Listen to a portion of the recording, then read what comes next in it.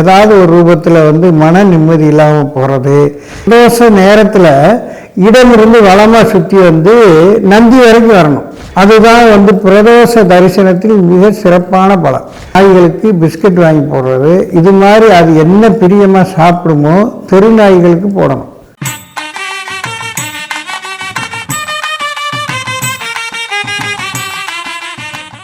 ஆன்மீக அன்பர்கள் அனைவருக்கும் வணக்கம். வர்ற 10/5/2025 சனி பிரதோஷம். இந்த சனி பிரதோஷம் ரொம்ப அற்புதமான பலன்களை கொடுக்கக்கூடியது. ஏன்னா பிரதோஷங்கள்லேயே ரொம்ப சிறப்பு அப்படின்னா அது சனி பிரதோஷம் தான் ரொம்ப சிறப்பு.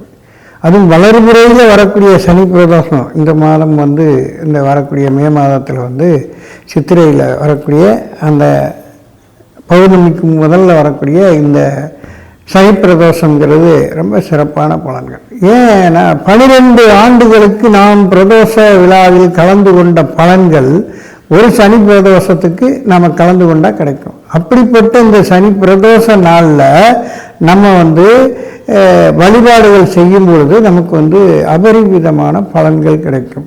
முக்கியமாக தீராத கடன் பிரச்சனைகள், குடும்பத்தில் சண்டை பிரச்சனைகள், ஏதாவது ஒரு ரூபத்தில் மன நிம்மதி இல்லாமல் போகிறது, இது மாதிரியான ஒரு காலகட்டங்களில் வாழ்ந்து கொண்டிருப்பவர்கள்லாம் இந்த சனி பிரதோஷத்தன்னைக்கு பிரதோஷ காலத்தில் அப்பிரதட்சணம் அப்படின்னு சொல்லக்கூடியது. அப்பிரதட்சணம்னா என்ன அப்படின்னா அந்த கோமுகம், அதாவது அந்த சிவனுடைய ஆலயத்தில் அந்த தீர்த்தம் வெளியே வர்ற இடத்துக்கு பேர் தான் கோமுகம்னு சொல்கிறது. அந்த கோமுகத்துக்கு மேலே தான் பிரம்மதேவர் இருப்பார்.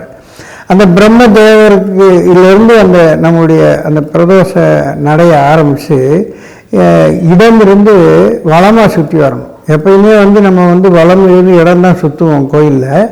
ஆனால் அந்த பிரதோஷ நேரத்தில் இடமிருந்து வளமாக சுற்றி நந்தி வரைக்கும் வரணும். இது மாதிரி 3 முறை அப்பிரதட்சணம், அதாவது நந்தி சண்டிகேஸ்வரர் வரைக்கும் வரலாம். சண்டிகேஸ்வரர்கிட்ட இருந்து துவங்கி அப்படியே திரும்ப நம்ம கோமுகம், இது மாதிரி கோமுகத்தில் தான் ஆரம்பிக்கணும், சண்டிகேஸ்வரர்கிட்ட முடிக்கணும். இது மாதிரி இடது பக்கத்திலிருந்து வலது பக்கமாக நாம் 3 முறை நந்தி தேவர்கிட்ட ஒரு விளக்கேற்றி உங்களுடைய பிரச்சனை என்னவோ அதை இப்போ பெரும்பாலும் என்ன சொல்லுவாங்க, சாஸ்திரப்படி அவர் காதில் யாருமே சொன்னதாக எந்த சாஸ்திரமும் சொல்லப்படலை. என்ன செய்வாங்க, சில பேர் ஒரு பக்கத்து காதை பொத்திட்டு இன்னொரு பக்கத்தில் நந்திக்கிட்ட சொல்லுவாங்க. அது கூட தேவையில்லை.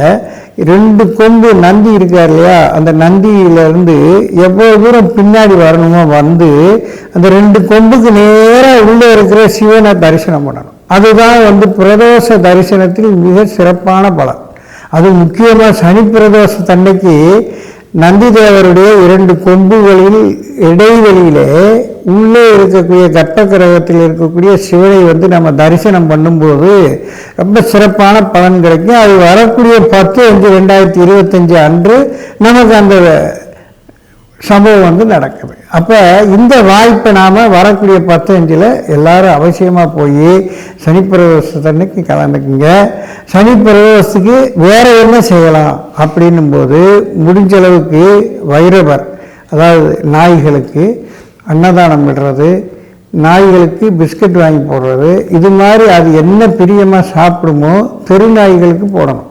வீட்டில் வளர்க்குற நாய்க்கு போடுறதுல பலன் கிடையாது. பசியோடு இருக்கக்கூடிய தெருநாய்களுக்கு நீங்கள் இது மாதிரி தான தர்மங்கள் ஏதாவது அவர்களுக்கு பசிக்க ஏதாவது கொடுத்தீங்கன்னு சொன்னால் அது 12 வருடத்திற்கு நீங்கள் அன்னதானம் கொடுத்ததற்கு சமம். அந்த அளவுக்கு ரொம்ப சிறப்பு. அதே மாதிரி காகங்களுக்கு ஏதோ மிக்சரு, வடை, என்ன வேணுமோ அது அன்னைக்கு கூட உளுந்த வடை செஞ்சு, அது கருப்பு உளுந்த வடை செய்து அன்னைக்கு நீங்கள் அந்த உளுந்த வடையை காகங்களுக்கு போட்டீங்க அப்படின்னு சொன்னால் ரொம்ப சிறப்பான நற்பலன்கள். முக்கியமாக தீராத கடன் பட்டு இருக்கிறீங்க பார்த்தீங்களா, அவங்கெல்லாம் அவசியம் இந்த சனி பிரதோஷத்தன்னைக்கு இந்த கருப்பு உளுந்து வடை செய்து அதை காகத்துக்கு நீங்கள் போட்டீங்கன்னு சொன்னால் நிச்சயமாக அது எப்போ போடுறது அப்படின்னா பிரதோஷ நேரத்தில் தான் போடணும். இந்த பிரதோஷ நேரம்ங்கிறது ரொம்ப முக்கியமான நேரம்.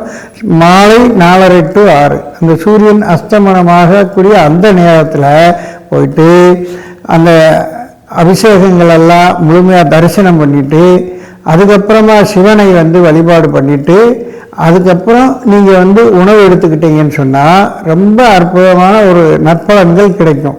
இந்த சனி பிரதோஷத்தை இன்னும் பல மாதங்கள் காத்து கிடக்குங்கிறதுனால அவசியம் இந்த சனி பிரதோஷத்தில் கலந்துக்கிட்டு உங்களுடைய பிரச்சனைகளிலிருந்து நிரந்தரமாக ரிலீஃப் ஆகுங்க. நன்றி, வணக்கம்.